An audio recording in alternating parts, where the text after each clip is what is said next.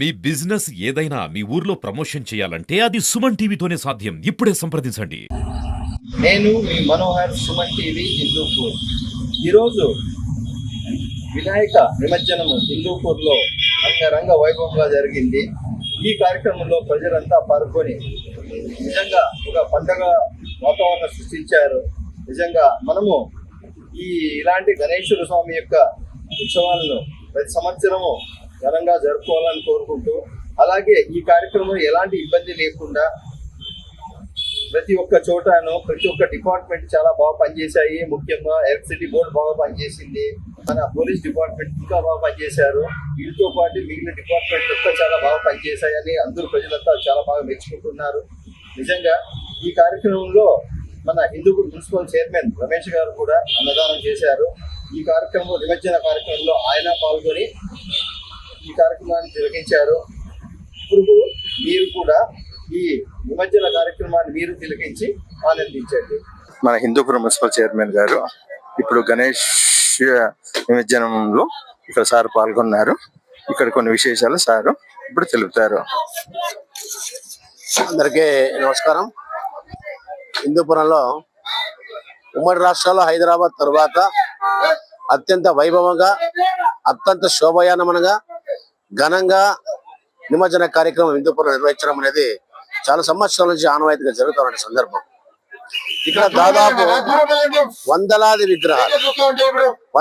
విగ్రహాలు హిందూపురం 35 వార్డుల చుట్టుపక్కల నుంచి కూడా ప్రతి వీధి కూడా విగ్రహాలు ఏర్పాటు చేసుకొని నవరాత్రులు ఉత్సవం జరుపుకొని గణపయ్యకు బ్రహ్మాండమైన పూజా కార్యక్రమాలు షోడశోపచార పూజ నిర్వహించు సాంస్కృతిక కార్యక్రమాలు నిర్వహించుకుంటూ 9వ రోజున నిమజ్జన కార్యక్రమం అనేది గుడ్డం కోనేరులో ఏర్పాటు చేస్తున్నారు. మనందరి ప్రియతమ శాసనసభ్యులు శ్రీ నందమూరి బాలకృష్ణ గారి నేతృత్వంలో, వారి ఆదేశాల మేరకు హిందూపురం గుడ్డం కోనేరు అనేది నీటితో నింపి జలకళ శోభాయనంగా చేయడం జరిగింది. అంతేకాకుండా భక్తాదులందరికీ కూడా ఎటువంటి ఇబ్బందులు లేకుండా వాళ్ళు ఈ యొక్క నిమజ్జన కార్యక్రమాన్ని వీక్షించడానికి బ్యారికేడ్లు ఏర్పాటు చేయడం జరిగింది. విద్యుత్ అలంకరణతో దీపాలంకరణ చేయడం జరిగింది. మరి ఈ రోజు మొదలుకొని దాదాపు 1 రోజు 2 రోజుల వరకు కూడా ఈ కార్యక్రమం జరిగి ఉండేది. కానీ పోలీసు వారు 1 రోజు లోపలే పూర్తి చేయాలని ఒక నిబంధనలు అయితే జారీ చేయడం జరిగింది.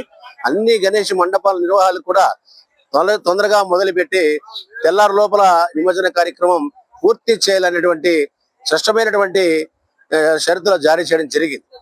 అయినా కూడా ఇక్కడ నుంచి మన రాష్ట్రం నుంచి కాకుండా బయట ప్రాంతం నుంచి కూడా మరి యువకులు, ఉద్యోగస్తులు బయటకు వెళ్ళిపోయినట్టు వాళ్ళందరూ కూడా సంక్రాంతి ఉత్సవానికి వారి గ్రామాలకు ఏ విధంగా వస్తారో ఈ గణేష్ నిమజ్జనానికి కూడా వివిధ ప్రాంతాల నుంచి కూడా ఈ హిందూపురం నుంచి వారు కాదు, మరి వాళ్ళ స్నేహితులు, బంధువులు కేవలం ఈ ఉత్సవంలో పాల్గొనడానికి, మరి ఊరేగింపులో పాల్గొనడానికి, మరి ఆనందంగా కోలాహలంగా జరుపుకోవడానికి వివిధ ప్రాంతాల నుంచి పెద్ద ఎత్తున యువకులు పాల్గొంటున్నారు.